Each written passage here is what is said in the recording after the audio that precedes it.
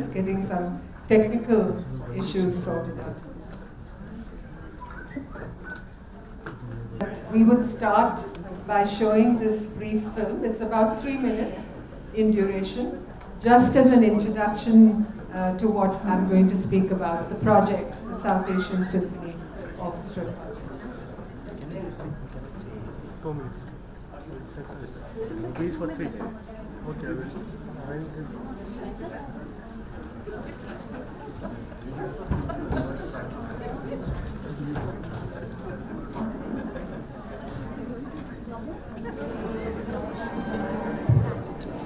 Chiragh, the first concert of the South Asian Symphony Orchestra, is what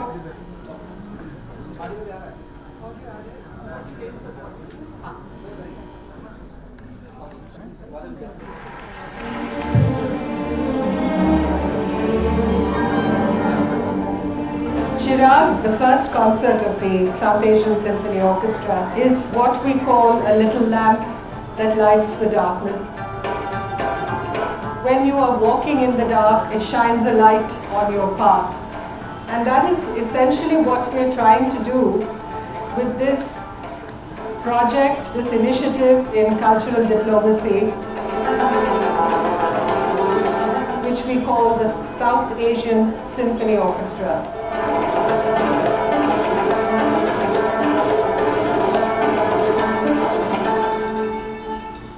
It was sometime in July last year that we registered the South Asian Symphony Foundation as a non-profit trust in Bangalore. There's no such thing as right or wrong music. There's no such thing as Western or Eastern. Music has to be just good and it has to be felt.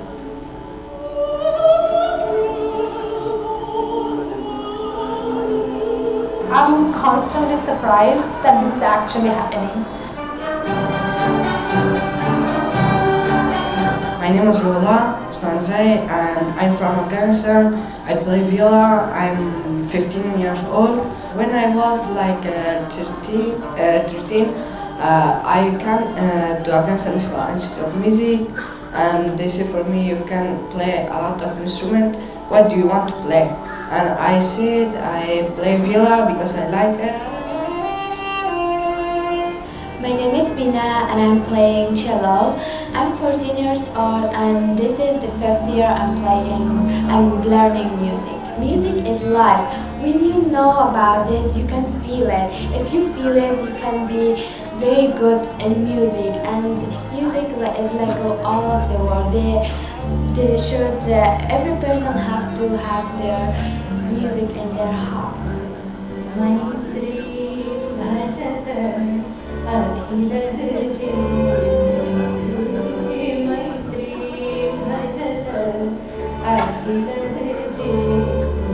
Very, very happy to be a part of it. I think it's very, very important for not just the Indian subcontinent, for us to be able to show to the world, hey, we can build these political bridges.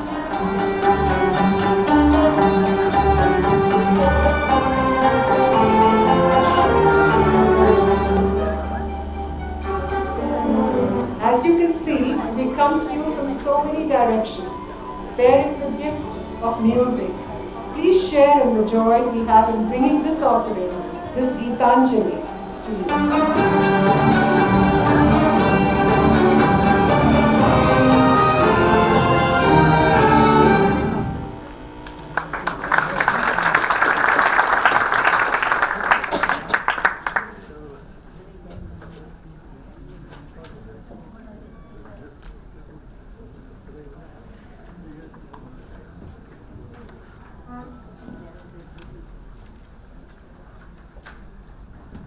Well, I hope you enjoyed that short presentation. This was our concert at the National Center for the Performing Arts in Mumbai on April 26th this year. We called it Chiragh, as you know, and it was the launch event for the South Asian Symphony Orchestra. So I'm going to trace, in the brief time that we have for this session, my journey from diplomacy to orchestras. it is not such a long journey. One shouldn't assume that it was a long journey, because what is diplomacy? Essentially, it's the art of communication, of bridging divides, of connecting diverse sets of people together, diverse sets of people and nations, mediating conflict, and we have a lot of that in our region, building relationships, and of course, last but not least, and perhaps the most important aspect of all, preventing war and conflict. That is essentially what diplomacy sets out to do, and that is why people like us choose a profession like diplomacy. Mind you, diplomacy works very much in concert with the security elements of a government apparatus. Obviously, when you are in the foreign ministry, you work very closely with the defense ministry, you work very closely with the home ministry, or the departments of the interior in some countries. So there is a lot of interconnection with other workings of government which often concern war and conflict. But the task of a diplomat is essentially to see how we can prevent confrontation, how we can build confidence among opposing sides, and to see how we can build a future of common progress and prosperity. As many diplomats like to say, we prefer win-win solutions, where both sides win. Successful diplomacy therefore solidifies peace, and failed diplomacy, of course, precedes war, as we have often witnessed in our times.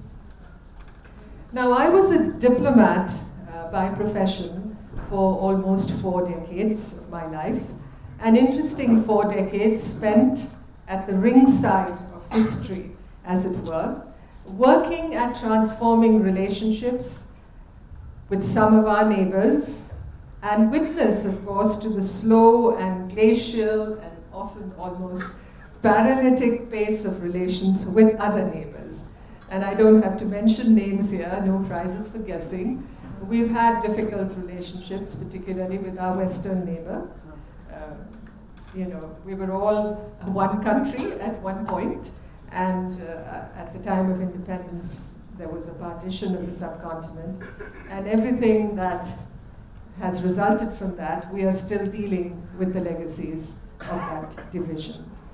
So, in the time I was in diplomacy and as a diplomat, I found that you learned to project your country's point of view to the best extent possible, to secure its interests, to look after our citizens abroad, to operate in different spheres, and whether they're concerned, as I said, security, commerce, political and economic analysis, and cultural projection and outreach. So that's also a very important part of diplomacy, just as political analysis or summitry, you see these summits that go on quite frequently when our Prime Minister goes abroad. But there's a whole army of people working under that surface trying to build bridges. And cultural projection is also very important in that aspect.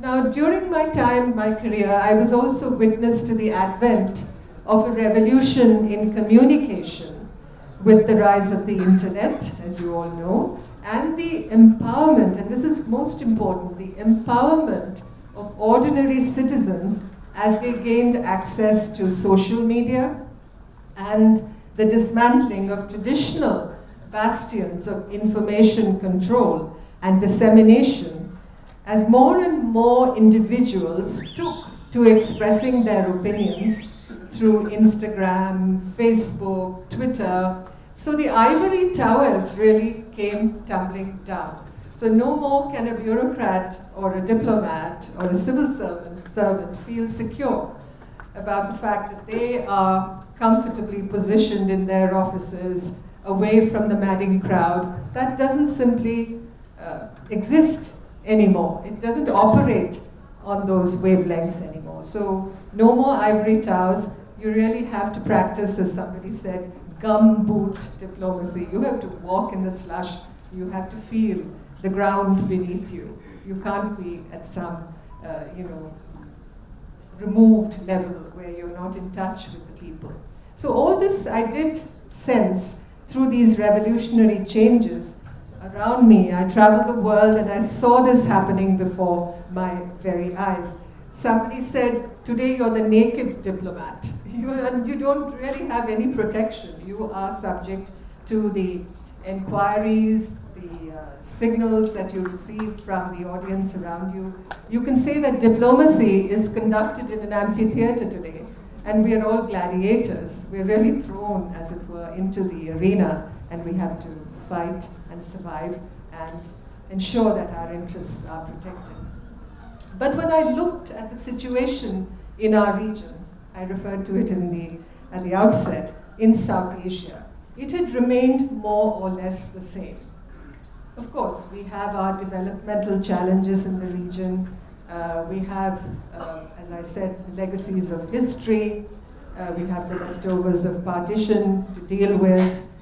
We have territorial disputes. We have the lack of connectivity, the need for infrastructure to improve, the absence of people-to-people communication. How easy is it for us to communicate with our neighbors across borders? All that was changing, but changing at a very glacial pace. And when I left the Foreign Service and when I retired, and I had more time to myself to reflect on these realities, as it were, I felt to myself that while we in India were developing by leaps and bounds, many of our neighbors in the subcontinent were beset with various sets of wars. Whether it was religious radicalism, whether it was civil war, whether it was stagnation of growth, whether, of course, you see it when you deal with many of our neighboring countries, there is a complex set of behavior patterns vis-a-vis India, because we are the biggest country in the region, and with bigness comes a lot of baggage. And I think our neighbors tend to have certain attitudes about India's role and what India has done in the region. We are the largest country in the region, so we have a responsibility, I felt, to building more bridges, to overcoming some of these prejudices and stereotypes. And there were clear divides, obviously, to be bridged in terms of communication, understanding, people-to-people contact, and most importantly, mutual empathy was in short supply. Mind you, we are a shared civilizational, cultural, ethnic space in many ways. South Asia, my friend, the assassinated foreign minister of Sri Lanka, Lakshman Kadirgama, used to often say that South Asia is an integer. It's really meant to be more integrated. And look what you see with Southeast Asia. You look at the Association of Southeast Asian Nations. When you compare what ASEAN has achieved over the last 50 to 60 years, 55 to 60 years, and what SAARC has been able to record in terms of achievement, the South Asian Association of Regional Cooperation, I'm afraid the balance sheet doesn't look very good for us. So these were things that troubled me. They troubled me. They tended to haunt me. They kind of plagued the conscience, as it were. And with all these degrees of separation that I found existed in South Asia, and at the same time you have an information-based global order, it seemed to me that minds in the region were not open enough to new ideas of cooperation and coexistence, and that insularity was more often the rule than the exception, and ignorance and prejudice persisted, despite the fact, as I said, that we are a common civilizational and geographical space. We're witnessing climate change, a sharp depletion of natural resources. Look at the water crisis that some of our cities are facing. We're impacted by similar challenges of poverty, rising aspirations and expectations of populations, particularly the youth bulge, as we all talk about India and the rest of the region being young in terms of the demographics. But there's a lot of restlessness also among the youth. And I felt what was required here, apart from the paramount need for rapid and inclusive economic development, was also the development of a globalized vision that stressed a humanitarian agenda for the region, built on closer people-to-people ties and citizen-driven cultural diplomacy. I stand before you really as a citizen. I'm no longer a serving ambassador. I'm just an ordinary citizen. And I felt that given the experience that I had acquired when in government and with the privilege and the exposure that I'd had to so many such situations, I should try and define a goal which was to build more connections, more bridges, to bridge divisions, as I say, to transform outlooks and inspire South Asia to think together, to harmonize, to empathize, and to shed suspicions of the other, the enemy, the neighbor. Often the enemy is the neighbor. And there was a need to build mutual confidence and build an image of South Asia for the rest of the world that could set a trend for cooperation like we see in other regions, as I mentioned, Southeast Asia. Take the instance of Germany and France 100 years ago, or even 70 years ago. I mean, they were at loggerheads, and look where they are now with the European Union, even though that community is facing many challenges. So I wanted to see how, as a citizen, I could at least take one small step forward to make South Asia like the rest of the world. And that's how the orchestra project really began. So about a year ago, what we did, my husband and I, was to set up a trust, a not-for-profit trust in Bangalore called the South Asian Symphony Foundation, with the goal being to set up an orchestra of musicians really from the region, from the 8 countries of the region. And you know, the 8 countries of South Asia, we begin with Afghanistan, and then you have Bangladesh, you have Bhutan, you have India, you have Nepal, you have the Maldives, you have Pakistan and Sri Lanka. So 8 of these countries. And beyond that, it's not over, as they say, it ain't over yet. We have so many people of South Asian origin who live in different parts of the world. You go beyond to Southeast Asia, you look at Singapore, you look at Malaysia, you look at the Fiji Islands, you look at the Caribbean, you look at the United States, Canada, Europe. You have people of South Asian origin, a lot of Indians, as we all know, who live in these countries. So my aim was to look not only at these 8 countries, but beyond to the people of South Asian origin who live further beyond. So widen the circle of contact. So you may ask, what role does an orchestra perform in such a situation? I think to myself, it's a microcosm that reflects a macrocosm. A microcosm that reflects a macrocosm. It tells you about the diversity that makes our world. It tells you about all the differences that can still counterbalance each other without colliding and without cancelling each other out.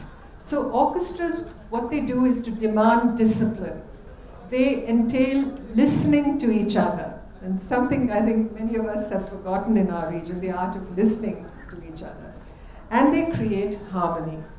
An orchestra can't function if it doesn't create harmony. So I felt in many ways it becomes an example that we can adopt or we can learn from when it comes to the other fields of life. Utopian as it may seem, but it's a practical utopia, as Daniel Barenboim once said. And I always say in any map of the world, there has to be a place called Utopia. And that's really the story of our lives. We survive on hope, as it were. So the final output of the sound that you hear in the orchestra, you saw the movie, it's made from the contribution of individual orchestra members. They follow their cues and they make their musical instruments speak. They articulate an expression that reflects nuance. It's very subtle. It's not just in your face. It's a subtle nuance that they are able to express. And they interpret things very accurately. They read the lines before reading between the lines. Very often we read between the lines before we even read the lines. So I think that is something which is useful. So the image of a symphony orchestra, as it were, is new to many South Asians. The older members of the audience may remember the days when we did have little bands and little music groups that played in bandstands across. In many small towns you find a bandstand. Today you don't find any musical event happening there. But we did have these little orchestras and bands in the old days, but today with digitization and electronics, that seems to have become a thing of the past. Our film music, for instance, is usually digitally produced, but you look back at the old movie songs of the 50s, the 60s, 70s, and even 80s, there were orchestras. There were orchestras in Mumbai that were recording in studios for the composers who made these songs. So our orchestras have faded into oblivion, and I believe with it, the culture of collaboration. Just the culture of, disciplining oneself to work in a community. And it's not that talent does not exist in our region. I've discovered over the last year, there's an enormous reserve of talent. People who are very, very qualified to play many of these musical instruments, who understand music, but who are waiting for an opportunity to come together and express themselves. So the challenge was to locate it, to look at the various countries. We found such talent in Afghanistan. We saw these young kids. Some of them grew up in refugee camps. They're orphans. They don't have parents. They're at the Afghan National Institute of Music, learning both Afghan, that is, Afghan music is very tied to Hindustani music, as you may know. Hindustani classical music has many followers in Afghanistan. But Afghanistan at one stage was also a country that was looking to the rest of the world before the Taliban appeared on the scene and before the Soviet invasion changed it all. There were people in Afghanistan who were also looking at Western music and who were aware of the big composers of the West. And the Afghan National Institute has tried to bring both these things together. I don't like to use the word fusion when it comes to music. I think everything has its own identity and its own soul, and we must respect that. But we can see how we can bridge, different schools of music and thought in this field. And I think the Afghan National Institute of Music is an example that we can certainly look to. Nepal has a smaller group of people. They're much more, in a sense, dispersed in terms of their talent, but we did find some good violinists. Bhutan, we just found a single person who was a pianist, and we didn't have a piano in the orchestra. The repertoire didn't include room for a piano. So we requested him to play percussion, which he did to the best of his ability. He was a great member, very collaborative. And that was essentially what we wanted, I'll play a little, another, maybe our computer expert, excuse me, sir.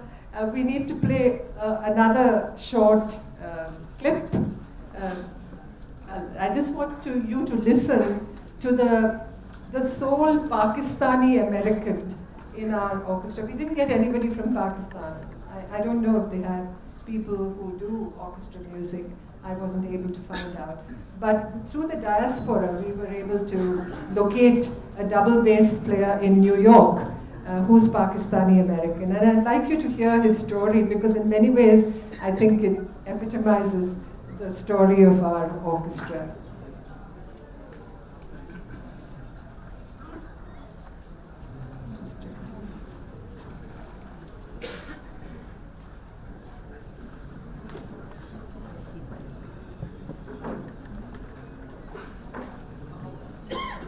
Man who was born and grew up in South India, in Kakinada, the Andhra Pradesh region of India, which from what I understand is not a very highly Muslim populated area. So my father grew up with a mixed group of people, religiously speaking anyway. I know his best friend was Hindu, for example, Raj. So when partition happened, my father's family didn't move. They stayed. They wanted to be where they were comfortable, where they knew people. And it was only after my father went to college in Aligarh that he was advised to go to Pakistan because there would be more opportunities. And he went, and I'm sure he was happy with the opportunities he had there, as he was very successful as an academic. And But I don't think he really realized fully what the consequences would be of him not being able to go back to his home country ever, not to be able to see his mother's tombstone who passed away, his family, his friends. So I found that to be very sad. It's something that's haunted my family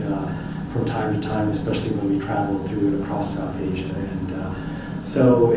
Ironically, here in New York, Indians, Pakistanis, Bangladeshis, we all get together because we just recognize immediately how similar we are, how culturally the food we eat, the languages we speak are also similar, that we just get together and hang out. So two of my friends, musicians, also, one is the Indian married to a Pakistani. So for us, it's kind of strange to look and see all these differences and tensions that build up between people that are basically the same. So I really hope that the South Asian Symphony Orchestra can ameliorate this situation by showing our similarities and really having us work together and be together and recognizing that we're really all one people. And I'm very happy to be a part of this project.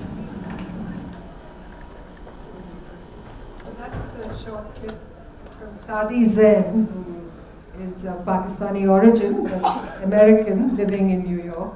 And he came to Mumbai for the performance of Chiragh. He was there, the sole person who has some connection with Pakistan.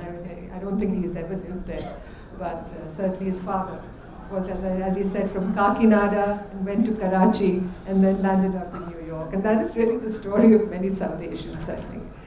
It's difficult to say exactly where we come from and what our origins are, but we're South Asian. I'll tell you a little anecdote, maybe trivia. There are these DNA testing, sites these days. You can send a DNA sample to them and they come back to you. So there is an American site, and I was in Washington. I said, let me send off this sample and see what the results are. And I expected some very elaborate readout, to say that my origins were from X, Y, Z, different places on Earth, and what we are made up as Indians, which obviously we are. Maybe the DNA site was not specialized enough, who knows, but the readout of the report when it came back was just one sentence. It said, 100% South Asian. so that's the story for you. We are 100% South Asian, whatever we are. And so the orchestra really proceeds on that. We can switch this off. So I will stop here. Is there room for questions? Okay. So as you see, we did the performance of Chiragh in Bombay. We brought together about 75 musicians from the region. The Vice President of India was the chief guest, and he's been a great cheerleader for this project. And he wants us to do more concerts, bring more people together. It's really a peace-building, confidence-building, bridge-building effort that we have embarked on. Vijay Lakshmi Pandit, the sister of Jawaharlal Nehru, who was also in her own right a very accomplished woman diplomat, the first woman ambassador in the world to the Soviet Union and the United States. She used to say, let us sweat in peace rather than bleed in war. And I'll stop.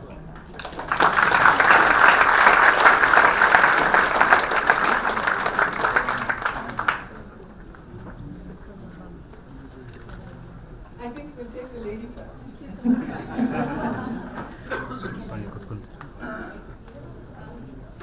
I can be loud enough. Is that okay? You can just identify yourself also. Yeah, I'm Radhika Lobo. I'm Radhika Lobo. I'm a professor of economics. Now, what you mentioned right in the beginning, that France and Germany have had this animosity for so long, but they came together for larger economic benefits, and the European Union happened. So let me ask you the very obvious question. Didn't India and Pakistan see the larger economic benefits for SAARC to be a success? Well, I think there is need everywhere, 360 degrees, for a 2020 vision. And especially since we're approaching that year, I think there's no need to focus on that. I think everybody knows that we should be collaborating more in the economic field. We should have more trade between each other. We should have more community tone, more communication, more youth level contact particularly. I don't think we have to preach to the galleries about it, but somehow the fundamental issues in the relationship have kept us apart. You look at the issue of Jammu and Kashmir, how Pakistan looks at it, particularly. You look at the issue of terrorism, which has become a hugely complicating factor in the last couple of decades, and particularly in the last few years. So there has to be a change of mind from Pakistan's side also. The people in the establishment, the people who really run that country, and they have a certain mindset, a certain attitude vis-a-vis India. I often remember my visit to the Lahore Museum on a trip to Pakistan. I've been there many times. So I went to the Lahore Museum when I had a little time on one of my visits, and I looked at the section in the museum called the Freedom Struggle of Pakistan. So I assumed that the freedom struggle of Pakistan is very much like the freedom struggle of India. We were just one country.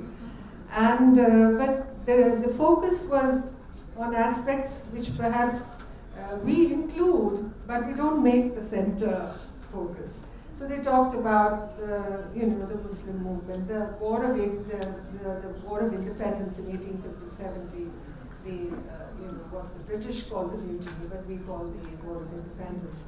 They looked at it as a Muslim war. I mean, the fact that Muslim sepoys in the British Army had risen up and fought for independence. So they had a kind of a slant when it came to interpretation of those events. So forget all that, and then it goes on to how Pakistan was conceptualized, and people like Rahmat Ali, how they defined the idea of Pakistan. There was a section on Rahmat Ali, his papers, his pictures. And in that section, there was a map of the subcontinent, a huge map, like from ceiling to floor. And the legend across it was undivided Pakistan. The legend across the whole subcontinent. So there are mindsets like that. I don't think we don't see much of that, because we have, on our side also, we have some extreme views. But the largest common denominator here, I think, is very also common sense oriented. We've had partition, we have to accept the division, we have to get on with our future. So that's really the attitude that has to come from that side. I'm not saying that we as a big country don't have a responsibility. We have to keep patiently plugging away this line. We cannot afford to abandon it, because the future of so many people is involved. But to answer your question. Yeah. Good morning, madam. I'm Dr. Somshekar. I was very much enlightened by your eloquent speech. For I believe firmly in the dictum.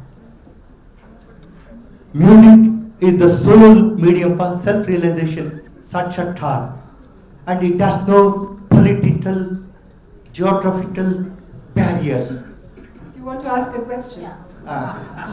It will go, your foundation will certainly go a long way in bridging the gap. That's my wish, because the long journey begins but with a single small step. I pray to the God, sense will prevail in our region, and peace can be established by, it may be a very, very small step, but certainly in the years to come, it will go a long, long way. Thank you, madam. The last question to this young man here. He's been waiting. You want the mic? Yes.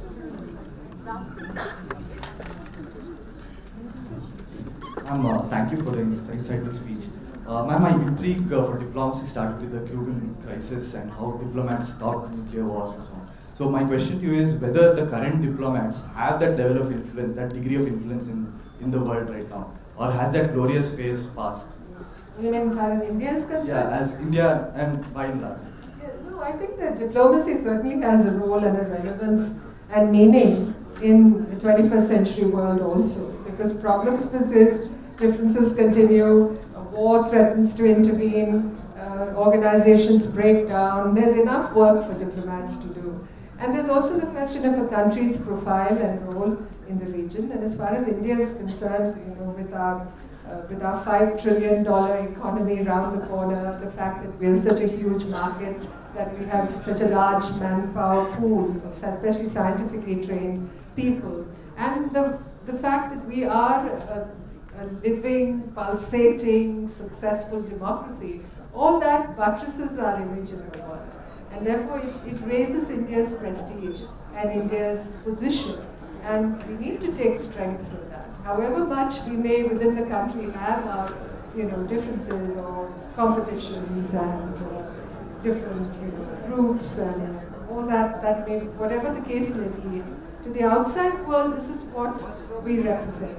Looking at our IT strengths, the fact that we are functioning well, we've had years of stability, we are on a fast growth track, and people notice that outside and people respect that, and that certainly gives strength to any diplomat, especially from India. Thank you, ma'am. It was really an inspiring speech. Thank you so much. And just accept a small token of gesture from us. Thank you. Now we are coming up with an Indian story of the Second World War by Raghu Karna and Mr. Nanda Karyappa.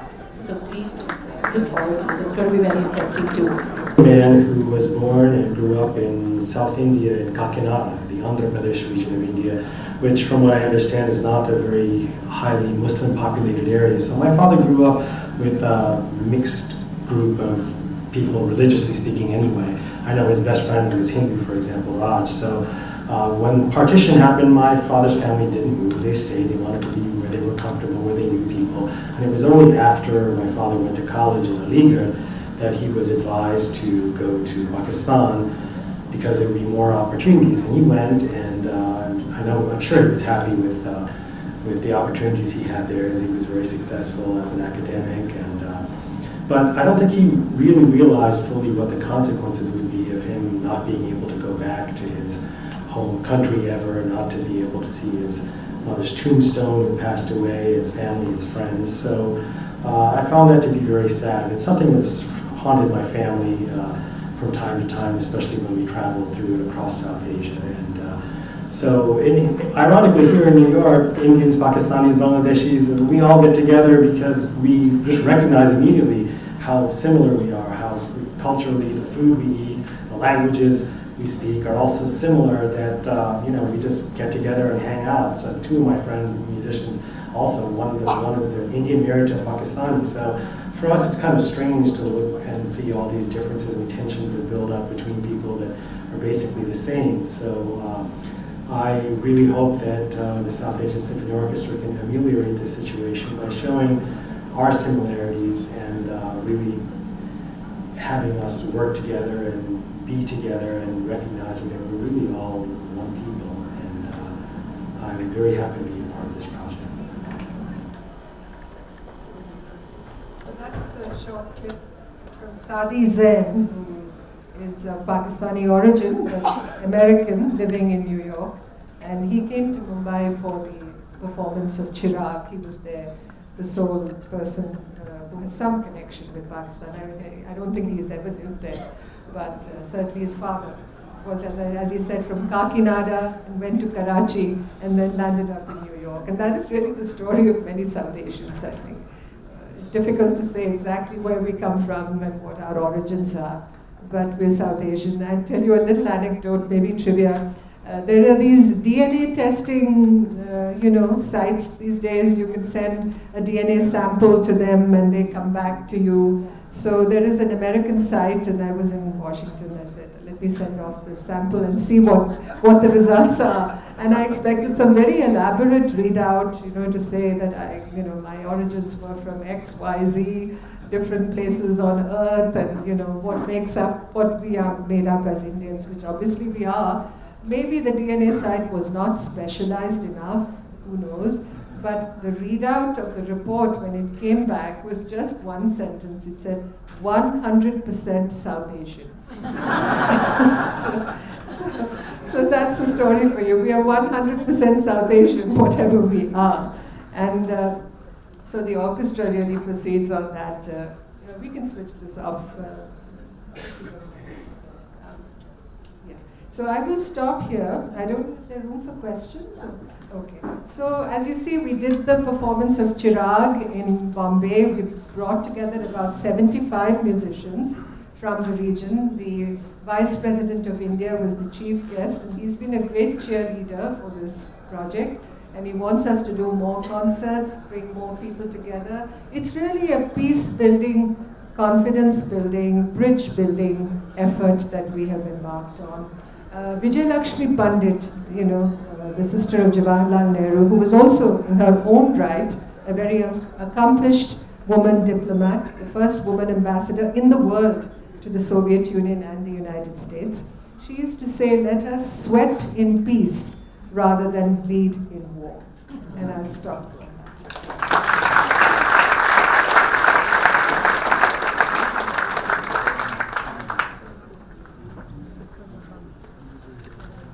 I think we'll take the lady first.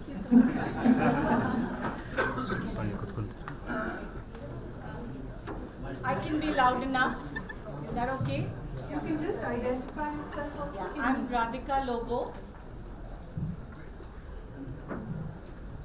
I'm Radhika Lobo. I'm a professor of economics.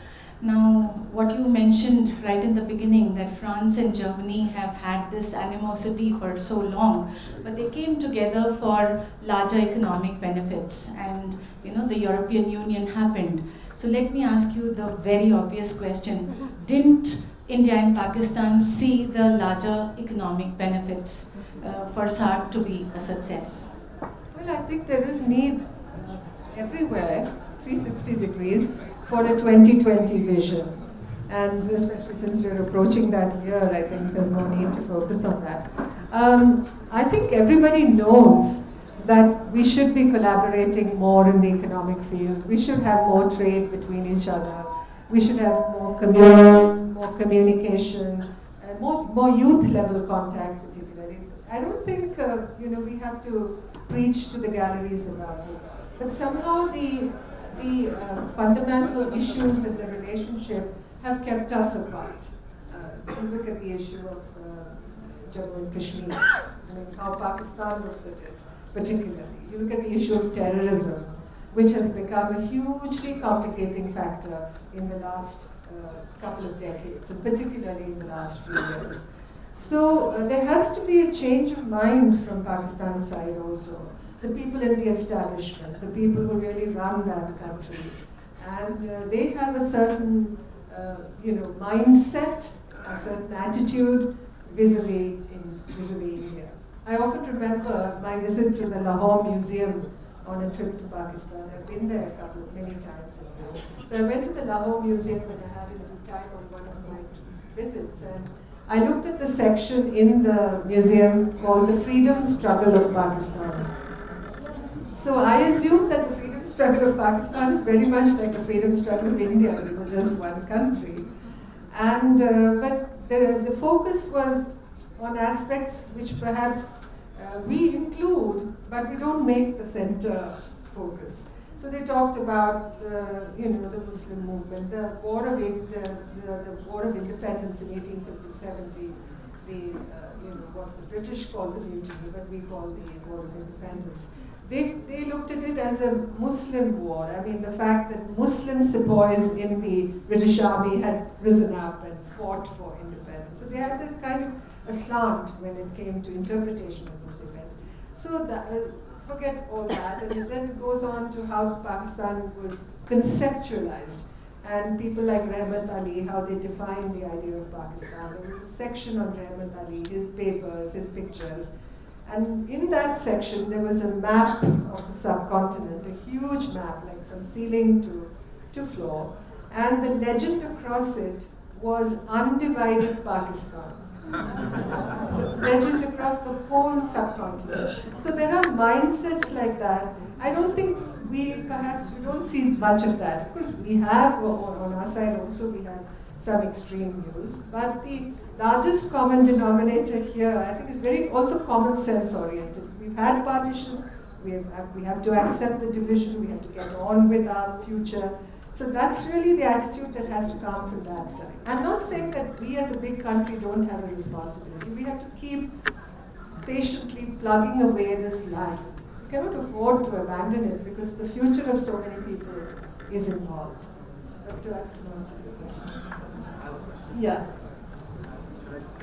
Good morning, madam. I'm Dr. Somshekar. I was very much enlightened by your eloquent speech. I believe firmly in the dictum.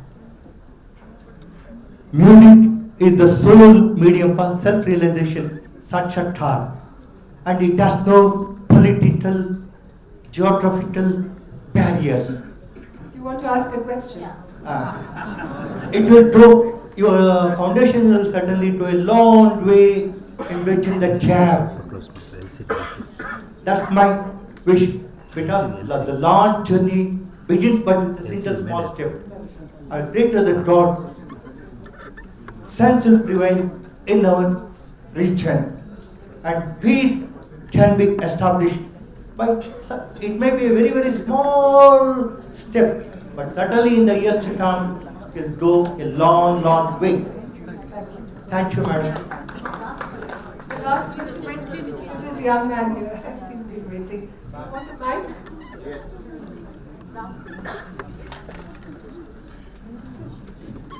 Thank you for the insightful speech. Ma'am, my intrigue for diplomacy started with the Cuban crisis and how diplomats stopped nuclear wars and so on. So my question to you is whether the current diplomats have that level of influence, that degree of influence in the world right now, or has that glorious phase passed? You mean as far as India is concerned? Yeah, as India and by and large. No, I think that diplomacy certainly has a role and a relevance and meaning in the 21st century world also, because problems persist, differences continue, a war threatens to intervene, organizations break down. There's enough work for diplomats to do. And there's also the question of a country's profile and role in the region. And as far as India is concerned, with our $5 trillion economy around the corner, the fact that we're such a huge market, that we have such a large manpower pool of especially scientifically trained people, and the fact that we are a living, pulsating, successful democracy, all that buttresses our image in the world. And therefore it raises India's prestige and India's position. And we need to take strength from that. However much we may within the country have our differences or competitions and different groups and all that may, whatever the case may be, to the outside world, this is what we represent. Looking at our IT strengths, the fact that we are functioning well, we've had years of stability, we are on a fast growth track, and people notice that outside and people respect that, and that certainly gives strength to any diplomat, especially from India. Thank you, ma'am.